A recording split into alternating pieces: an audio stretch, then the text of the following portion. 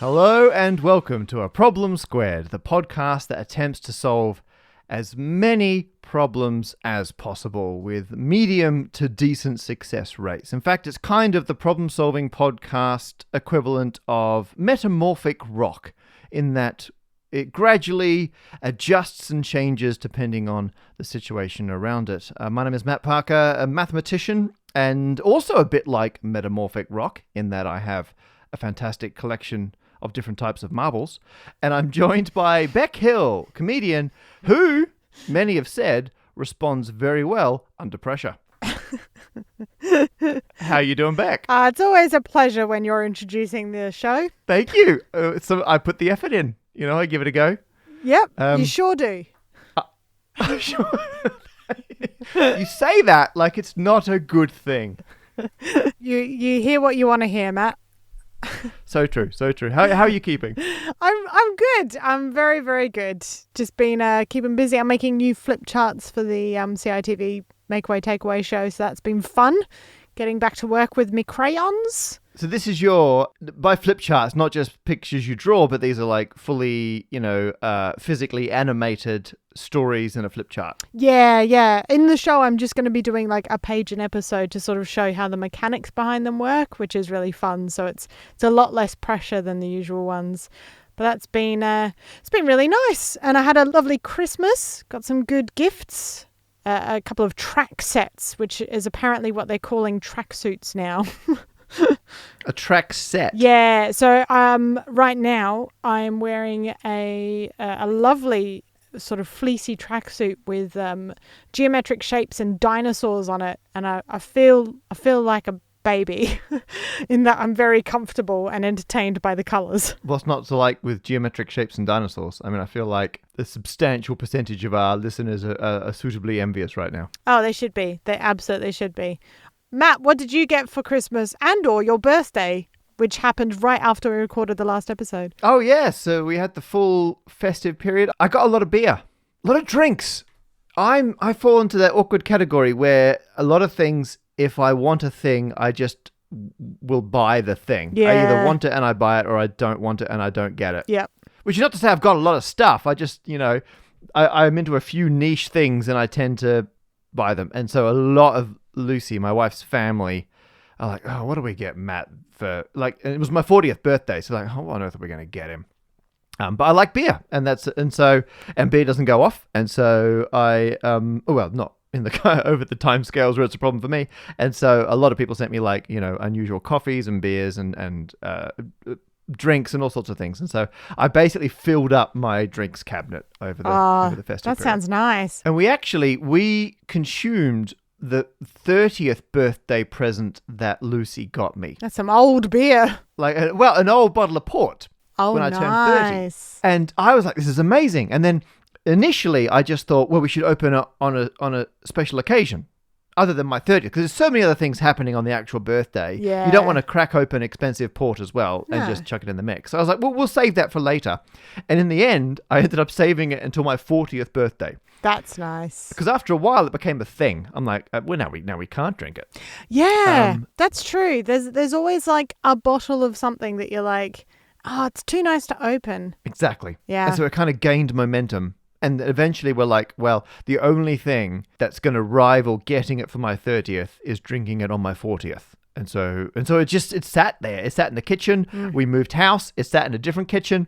And it was just there the whole time, which is quite nice. And then we opened it. Teasing your guests. Yeah. Everyone's like, can we have it? Like, don't touch it. That's not for you. That's for the distant future. But then Lucy, good on her, bought me for my 40th port to drink on my 50th. Nice. She actually went all out. She bought 4 bottles for my 50th, 60th, 70th, and 80th. Oh, so that they'll be older and older and older. Exactly. And so the port, in theory, will get better every decade, and we can add more bottles once a decade. We can buy port for all the remaining decades. Yeah. And if you die earlier, she's got a bunch of port to celebrate with. Exactly. And we're like, you know what? It's a bit morbid. We're like, well, let's not worry about 90th. That feels like money that may not be well spent. Yeah. But the thing is, you're gonna get older no matter what happens. So you may as well put some long-running traditions into your life. because it's going to happen anyway. That's good. So, yeah. I may have mentioned this on a previous podcast, but my dad once taught me the phrase, "Is there any red port left?" Because obviously port means left in sea terms. Yep. And when planes are flying, the left wing has the red light. So is there any red port left is a really handy... Remind you that port is left. Yeah, yep. And which way a plane is flying if you see it's red and blue lights. Red and green? Red and blue. Oh, I think they're blue, but maybe that's just how I always assumed the other one was blue. Listeners, send us a message at A Problem Squared. Let us know. Tell us. We could Google it, but we won't. We won't. We're not going to do that. No, that's for you to do right now. Coming up in this episode... Who wears short shorts? Winners, apparently. I'll be looking at how to cast moon shadows. You'll also be looking at some problems regarding luck, lucky people, and Minecraft. We've got a range of updates involving some biscuits and a new way you can send us problems. It's all very exciting. We'll get straight into it. This problem comes from Catherine via email, who wants to know if it's possible to cast shadow puppets on the moon from their house. Their first point, they've got several points as well for this question. So I'm going to give you the first section, which is if it is possible, how big would their hands have to be and how big would their torch have to be to cast such shadows? Right. Oh, I'm glad they broke this into small chunks because there was a lot going on if you want to try and cast shadow puppets on the moon. But okay, so geometrically, the moon is a long way away. That's a vague start. Did that answer your question, Catherine? Thank you. Goodbye. There you are. The end. Matt Parker, maths professional. So you could fit 110 moons, give or take, between the Earth and the moon. Okay. And so the moon is further away than anyone ever thinks. So if the moon was like a marble 1 centimeter across, it should be 1.1 meters away from the Earth. And so actually, it's quite small and quite far away. I think that people judge the moon's distance the same way people judge my height. Because people always think I'm shorter than I am.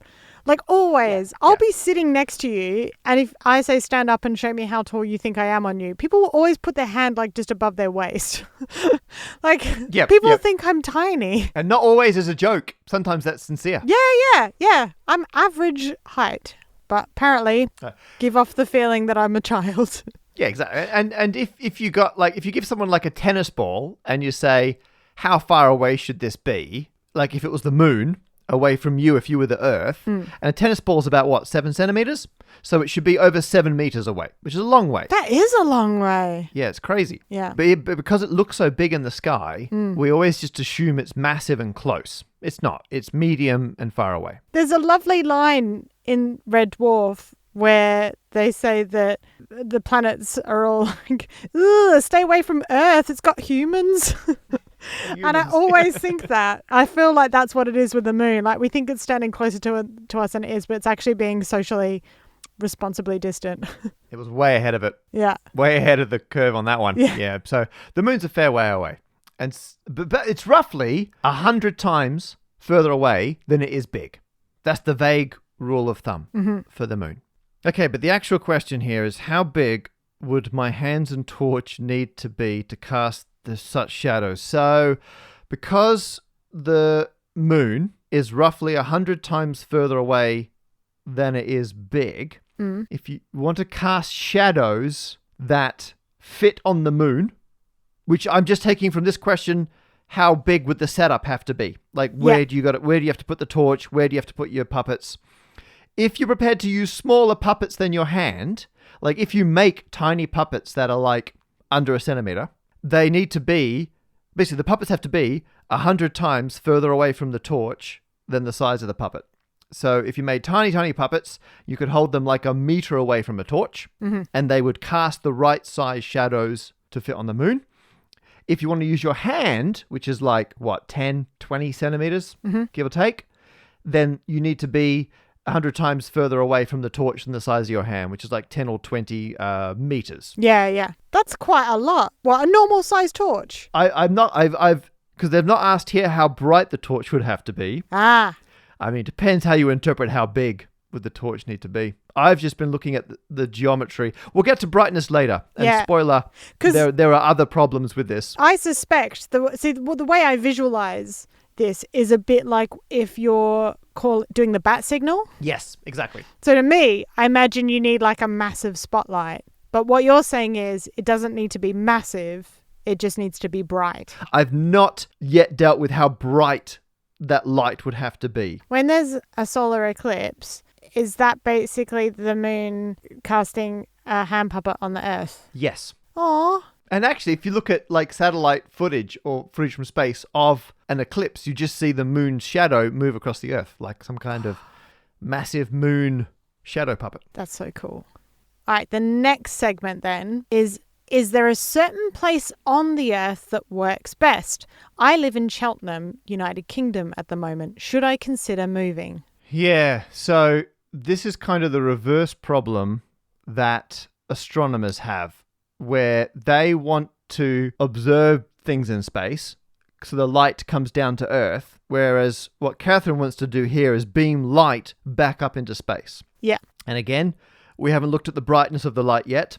However, you're going to have the atmosphere in the way, and that's going to cause problems with making your image very fuzzy, because as light goes through the atmosphere, you get something in astronomy it's called seeing, where it's why stars look twinkly, because stars should look like static dots. They're not moving, they're not twinkling, they're a point source of light, almost without exception, and they should look like that, but they don't. They look like they're moving around and they're twinkling and all that jazz, and that's because the light... Oh, because our atmosphere is like a giant Instagram filter. Yes! Exactly. It's like a giant Instagram filter that's adding sparkly effects to light coming in from space. Huh. And that's a problem.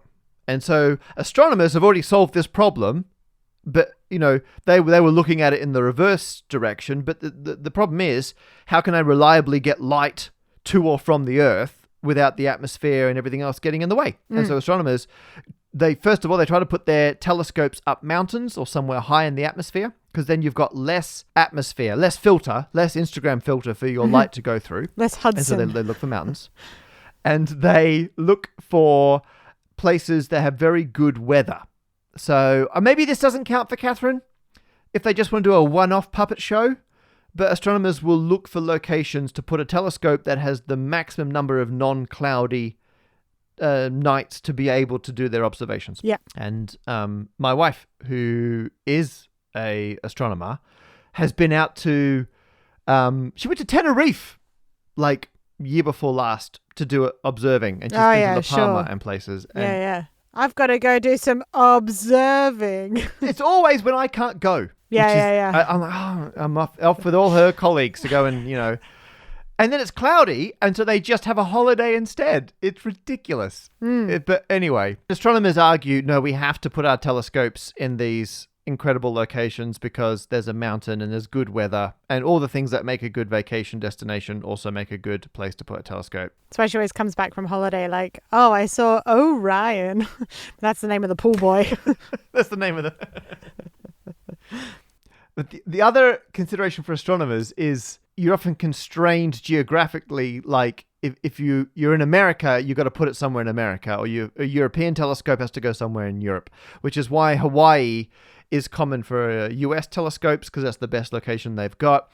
And then you'll have, Europe will be putting them down places they got links to, like Tenerife and whatnot. And so there's other considerations of where you're allowed to build things. And so Catherine needs to factor all these things in and how often they want to put these displays on. But the most important thing is the less atmosphere, the better. And ideally, if Catherine could be above the atmosphere, because the best observations for astronomy are on spacecraft that are outside the atmosphere. And so, I mean, ultimately, that would be the best place. Even low Earth orbit would probably be sufficient to get above the atmosphere to have a much clearer projection onto the moon. Catherine also says if I'm standing on Earth, so let's bring Catherine back down to Earth, with the right equipment, Is the distance too great to cast accurate shapes? Would the shadow puppet just become fuzzy beyond recognition? Now we're getting into the real problem, because even if there was no atmosphere, which would blur your image, you're still not going to get a sharp shadow over this kind of a distance. Okay. So even if Catherine could get, even without the atmosphere as an issue, blurring the image, you've got another problem that light isn't a particle, it's also a wave. Well, it's both. It's both a particle and a wave, which we're not going to get into right now. But the waviness of light is what causes the problems, because if photons were solid particles, then you could, in theory, cast a shadow with a pretty sharp edge, because the particles would either be blocked by the edge of your puppet or your hand or whatever it is, or they wouldn't be, and they would pass by. And if they miss it, they miss it, and it's fine. Light, however, is a wave, and so even if it misses it, if it doesn't miss it by much, it still gets slightly refracted.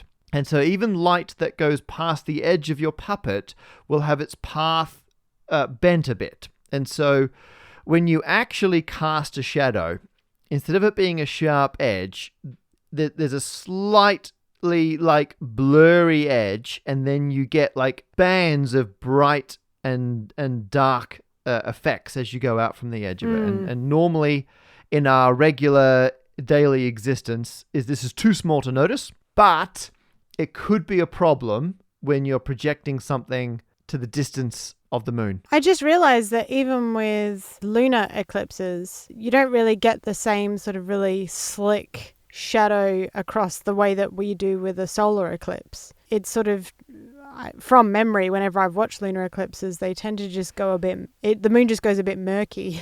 Yeah, and that's partly because the moon hasn't got an atmosphere, and so it casts a better shadow, whereas the Earth has an atmosphere, and so it's already a terrible thing to cast a shadow.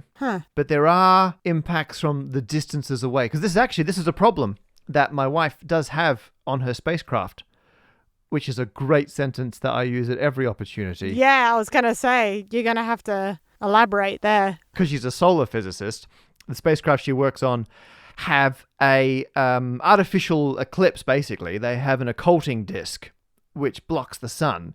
But the light from the sun, and there's a lot of light from the sun, that just misses the disk, is refracted and can then be bent around the disk and still ends up on the image when they're trying to look at the faint kind of wispy atmosphere of the sun. And the way they fix that, actually they're planning a new spacecraft where they're going to put the occulting disk on a whole separate spacecraft to get it a long way away from the one with the telescope on it, which is just, the engineering behind that is incredible. It's like the spacecraft equivalent of someone carrying an umbrella around for a rich person. It's exactly, yes, it's precisely that. I love that. Well, it's interesting because you say that, and that actually, talking about eclipses and everything, I think runs on to the final section of Catherine's question, which is, what's the best time of the month or year to do it? Because obviously trying to cast a shadow puppet onto something that is already reflecting a huge source of light is really difficult. It's like when you try and have a cheap projector on the wall when you've got all the lights on in the room. So surely the best time to do it would be when the moon is the opposite of a full moon.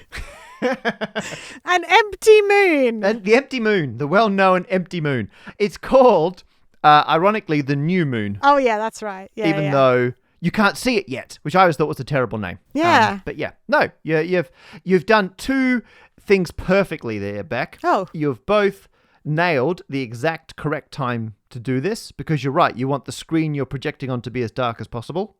And that happens when there's a new moon, which is when the moon is between the Earth and the sun. And so we're looking at the dark, unlit side of the moon. Mm-hmm. Not the dark side of the moon. That's something subtly different. But anyway. And you've moved the conversation on because the physics and maths behind refraction and if you'll get a sharp edge or not is super complicated. And so I didn't bother doing it. And I was going to move on to this point anyway. So I love what you've done. Ah, hooray! Yeah, so the only other issue is the moon is just a bad surface to use as a screen. I'm sorry, Catherine, to break it to you. The moon is not very reflective. In fact, the Earth is is more reflective than the moon. What? There's a fantastic photo of a spacecraft took looking at the moon and the Earth. It's similar to when you'd have an eclipse where the moon, they're both fully lit by the sun and the moon is just super dark. So you can measure how reflective something is. And there's different types of measuring this because it depends if you care if the light that's reflected off something comes straight back towards you or if it's just reflected off in any direction. And during the lunar landings, the Apollo missions, they left a retroreflector on the moon, which is designed that if you hit it with a laser, it directly sends the photons back in the direction they came from. So you can actually bounce and collect light off the moon, which is just incredible. Wow. But if all you care about is just how much of the light that hits it gets reflected, the Earth is about 31% reflective. So about a third of the light that hits the Earth gets reflected back. The moon is only about 12% reflective. Whoa. So of all the light that hits it, only 12% gets reflected off. The rest of it gets absorbed. I guess if it was more reflective, it would be a bit closer to looking like the sun, wouldn't it? Yeah. And we always assume the moon's bright and, very reflective because it looks so bright in the sky. But that's because we're comparing it to other things that are dark and it's being lit up by the sun, which is super bright. So it's in an incredibly bright source of light. Yeah, that's true. And during the day, it's really hard to see during the day because everything else is bright and we can't see it. It's only at night that it looks bright because everything else is so dark around it. Oh, yeah. Relatively speaking. Yeah. It's actually, the moon is roughly as reflective as bitumen. So it's like having shadow puppets on a road. It's not a good surface for shadow puppets because it reflects so little light. And that's before we get into how bright your torches. You'd have to so much light at the moon. You're only going to get 12% of it back. And that's in every direction, let alone coming straight back at you. And then the distances involved, it spreads out so much. It's just sadly not possible. So I didn't even bother. I mean, I probably should have sat down and worked out the amount of brightness you would need. But then you start getting into, is it a point source light? What direction's the torch shining in? And so sadly, the moon is just not reflective enough and it's too far away to be a good screen for shadow puppets. There you go. I think in all angles, you've dinged this. Or whatever the opposite of dinging it, I've managed to prove that it can't be solved. Well, the solution is no. Solution is no. Yeah. Ding. Thanks. One of our Patreon supporters, David, says, "Hello." Very nice of you, David. "I have a problem for you. In the past several years, I've taken to running road races. From observation and participating in many races, I've noticed that the winners always wear the shortest shorts. And then they've put, think 5 centimeter inseam." Oof. I don't think I will, David. But thanks for suggesting it. And they then point out that the people who come last tend to wear shorts that are 30 centimeters or longer. They want to know, is there any possible correlation between running speed and short lengths? And Bec, you looked into some 5 centimeter inseams, I believe. Yep, and I want you to quote me on that wherever you like. I mean, by looking into, I've just got some thoughts on this. First of all, I suspect that longer shorts get in the way. I reckon they'll create some friction, and so I think just generally shorter shorts, will be a little less flappy, less drag. But I don't think that's the only reason why there's a difference. I don't think that's the only thing causing a difference in speed. What I suspect is that more like full-time runners or professional runners are going to go for running specific shorts because they're like, I run a lot. I don't want any chafing. I don't want any friction. I just, I want my legs to be free in the air. So they will invest in shorts for running, Whereas the people who come in at the end of a marathon are probably people who are like a bit more like me, who are like, oh, I'm going to give this a go. And they're not at the stage where they're going to invest in a proper pair of running shorts. They're just going to wear like, you know, their daggy multi-purpose shorts. I can be one extra data point. The one time I did some running, I was like, I own some basketball shorts. That's, you know, close enough. Yeah, exactly. I think that's it. I mean, because otherwise, theoretically, if you didn't wear any pants at all, you could be the fastest man alive or woman alive. So you're saying that the causal relationship is not wearing shorts makes you faster, but if you happen to be faster, you're more likely to want to wear shorter shorts because they make you faster. Yeah. Otherwise, Usain Bolt would just run everything, you know, everything free-flowing.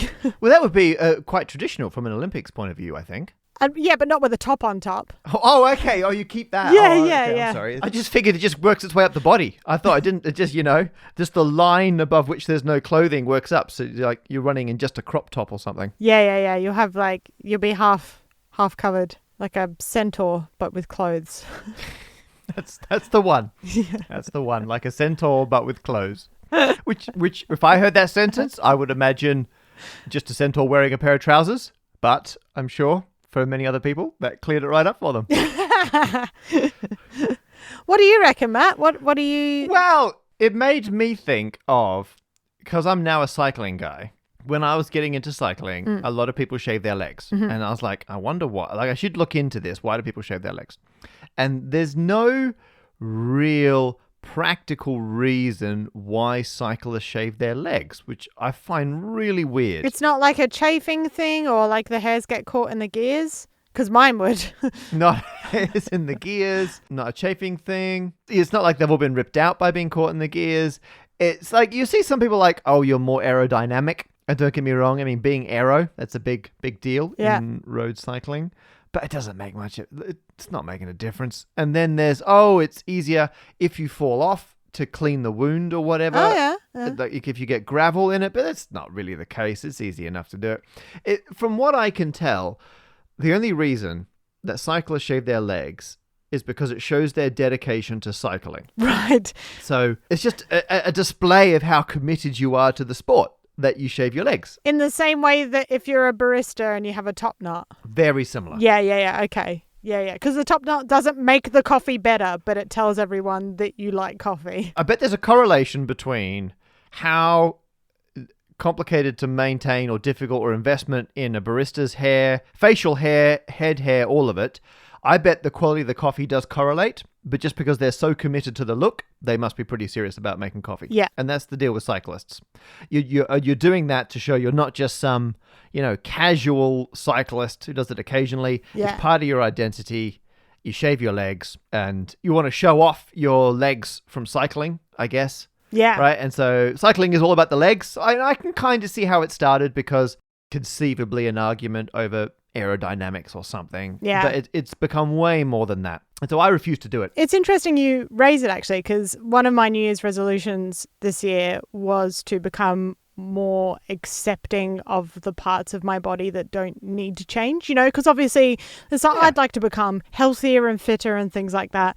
But there's other elements of my body that I don't like. And I realized for no real reason other than my brain tells me that I shouldn't like them. And one of them is the fact that I'm quite a hirsute woman and my legs and feet are really dark and hairy if I don't get rid of the hairs.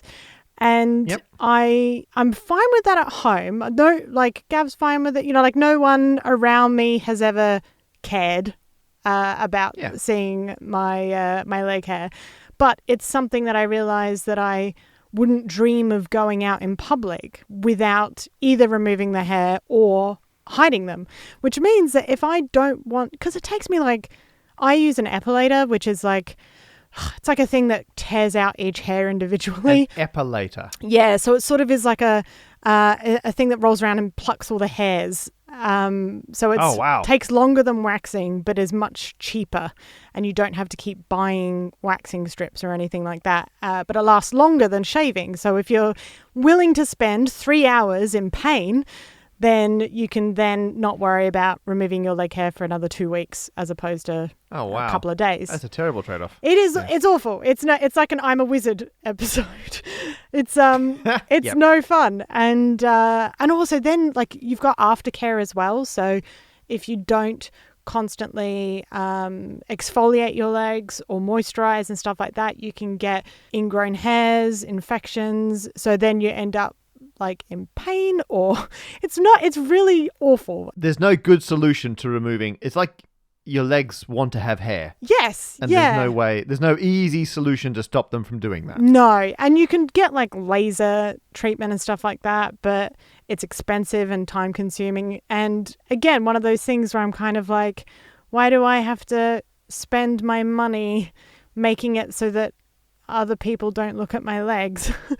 So I decided that I want to get over the fact that I don't like seeing my legs, because every summer and stuff, but even when I go back to Australia, I'll wear tights in summer and it's so hot and uncomfortable. Yep.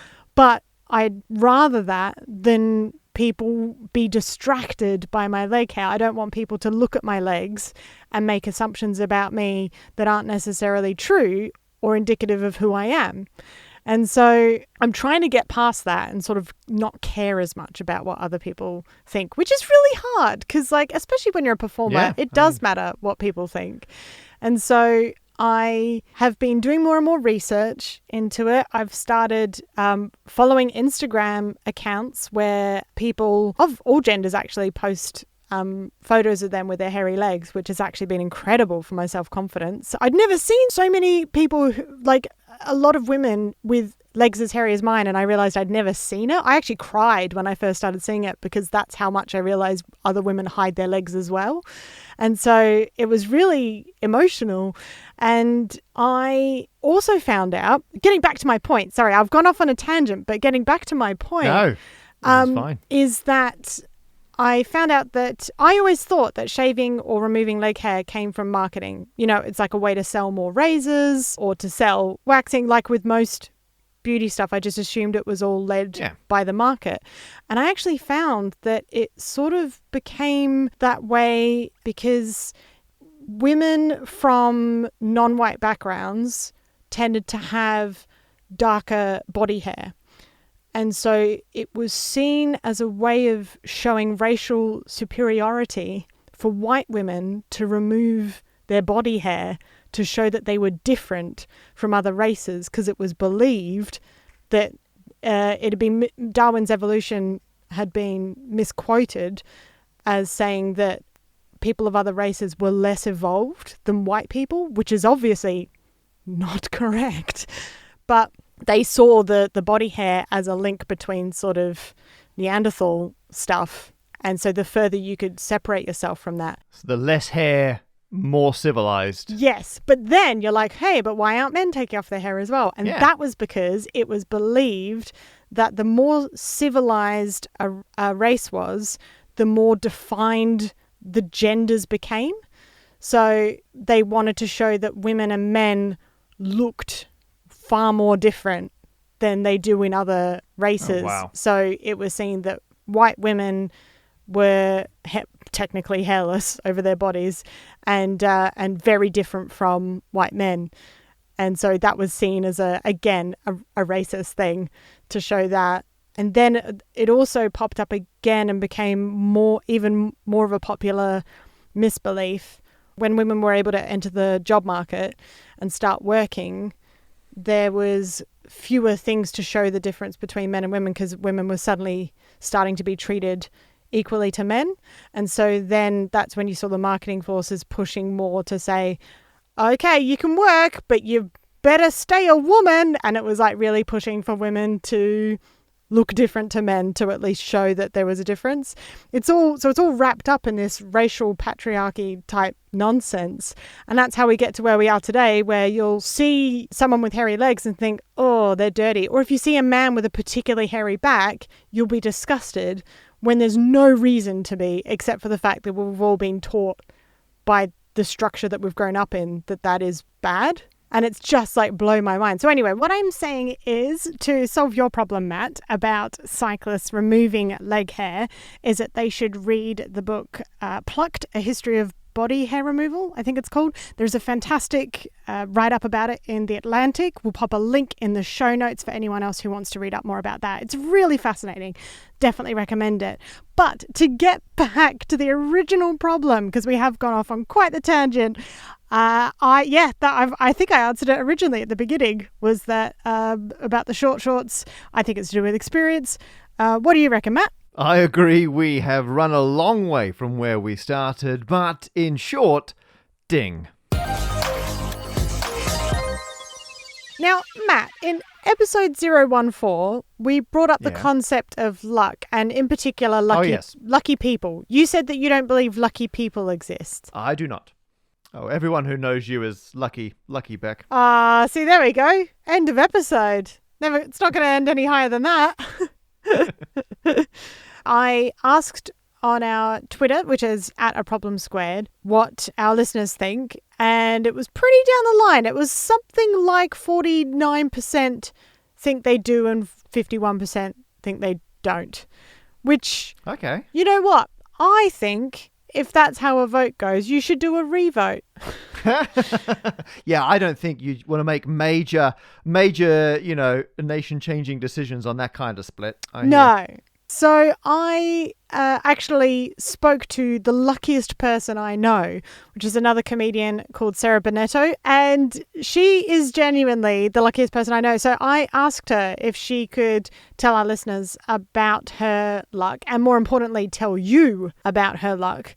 So she took a moment out of doing her laundry to speak to us. I do believe there is such a thing as a lucky person, because I get told all the time that I am one. But that comes with caveats. Like, I do kind of believe that I'm dusted with the magical fairy dust of luck, but also I do believe in science and research and probability. So I often put myself in the way of luck. So Matt in particular, I know you're probably sitting there listening, smiling, but wringing your hands thinking, yeah, well, where are the results? Give me some stats. I'll give you some stats. Over the years, I've been entering competitions. I've won CDs, DVDs. I've won holidays. I've won festival tickets, concert tickets. I've won wine and cheese hampers, 5 after this year. I won 4 this year and 1 last year. I've won a designer living room rug. I've won the lottery, $7,000. Thank you very much. I won a car on a game show. I mean, the list is a little bit. It's worrisome if you do believe in fact-based science, isn't it? Because it does look a bit like I'm lucky.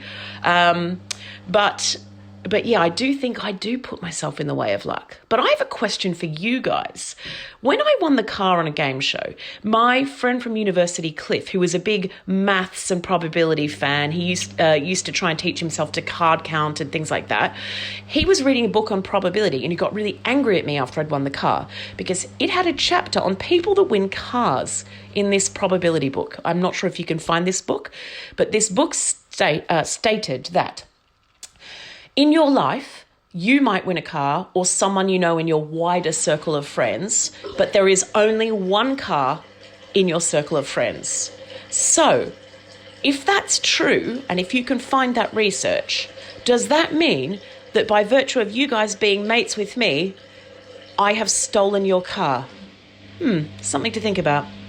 Okay, so, I mean, obviously we'll get to Sarah's stealing our car problem in a moment. Yes. But has any of that managed to convince you that lucky people are a thing? Okay, maybe I believe there's no such thing as luck, but I do think there are lucky people. Oh. Because I think luck is more than just things that randomly happen to you and they turn up better for you than normal in a way that's predictable and ongoing. I don't think that exists.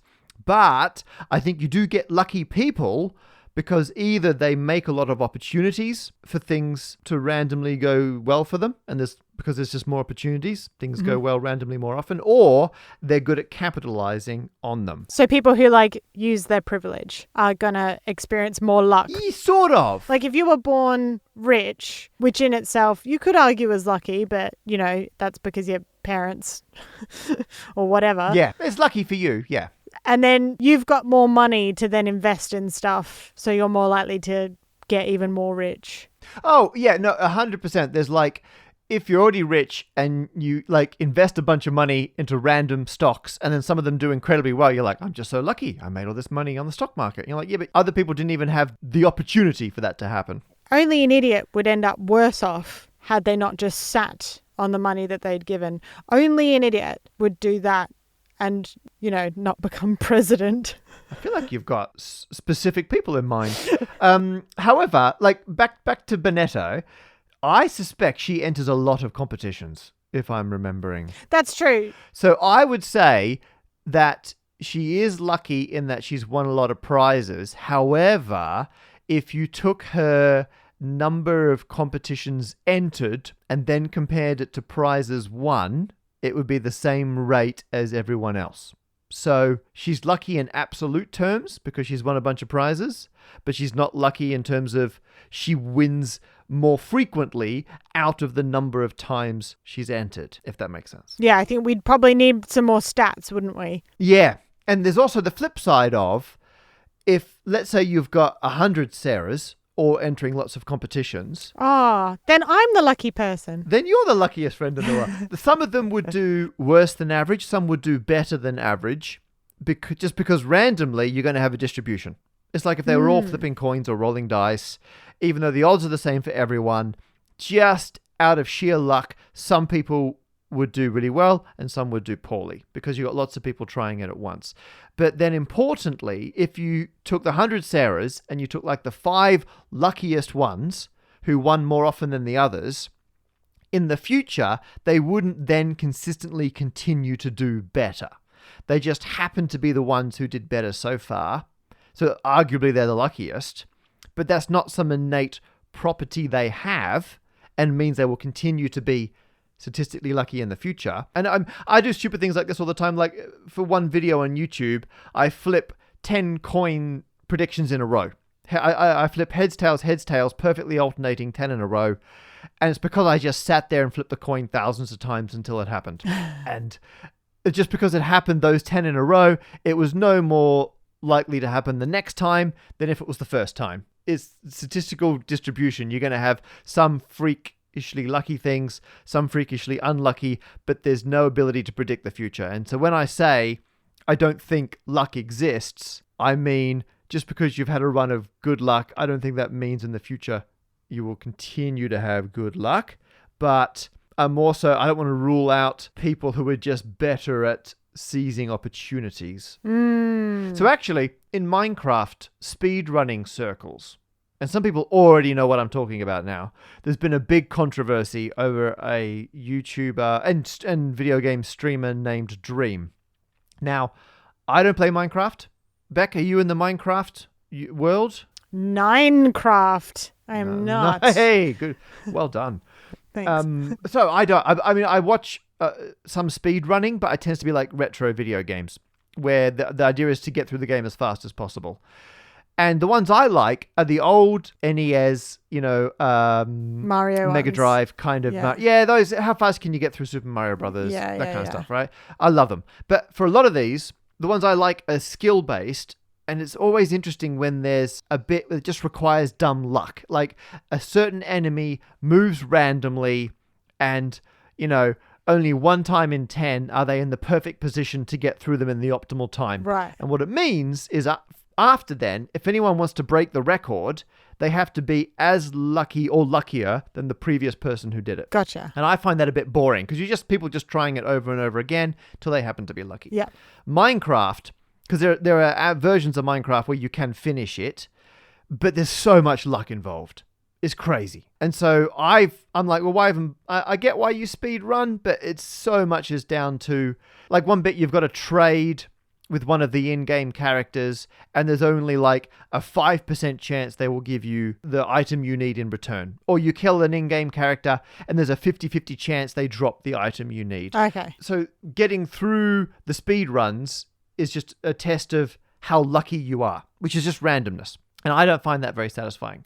And this controversy was that this player, Dream, was way luckier than the statistics indicate they possibly could be. They were just getting outrageously good luck. Yeah. And I found that interesting because, I mean, statistically, the Dream encapsulated both types of luck because they were also one of the biggest breakout YouTubers of 2020. Oh. Like they've now got tens of millions of subscribers, and they didn't come out of nowhere. They've been doing stuff for a while, but they absolutely exploded in 2020. And you could say, well, suddenly there are a bunch of young kids who like watching Minecraft videos trapped at home with not much to do all of a sudden. Yeah. And this was the perfect opportunity for a YouTuber like this for that to happen to. And some people say, well, they were very lucky that their channel exploded. I think that was where they were making their own luck. They were in the right place, the right time, but that they capitalized on it and they were producing a good product. And so I think that's that one type of luck where I agree it exists. They saw an opportunity. There was some randomness in them having that opportunity, but they capitalized on it. And so I'd say, yeah, they're definitely a lucky person in that regard.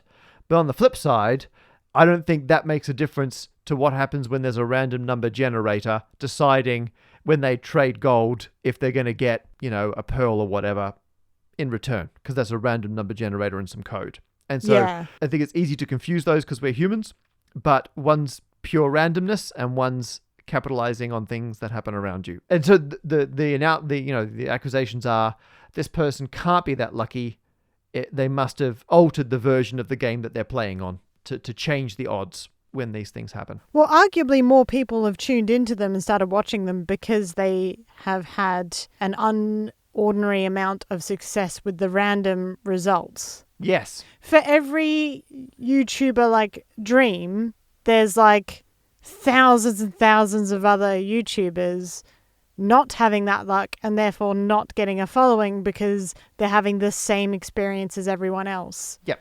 But this YouTuber happens to be having good experience and therefore is far more watchable. Yes. And you've perfectly nailed the problem with saying this person must have faked their games or their luck, because you say, well, what if there's just thousands of people playing it? And you're going to expect some people to randomly do much better than other people. Yeah. And so then there's a lot of stats behind. Is it within the realms of what conceivably could happen? Or is it so ridiculously lucky it's outside that?